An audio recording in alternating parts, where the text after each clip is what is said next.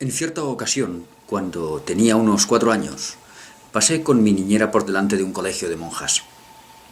Por una vez las puertas estaban abiertas. Dentro vi a niños que comían helados de cucurucho, que jugaban en columpios de hierro, y los contemplé fascinada. Quise entrar, pero mi niñera me dijo que no podía porque no era católica.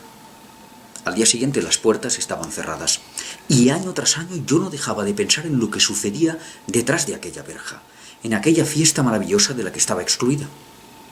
Quería saltar la valla, pero era demasiado pequeña. En una ocasión, golpeé el muro sabiendo todo el tiempo que se celebraba una fiesta maravillosa, pero que no me estaba permitido entrar. El aislamiento espiritual es la base de la mayoría de mis temas. Mi primer libro se ocupaba de ello casi en su totalidad, y también los que han venido después de una manera u otra. El amor, y en especial el amor por una persona que es incapaz de corresponder o de recibirlo, está en el núcleo de mi selección de figuras grotescas, objeto de mis obras.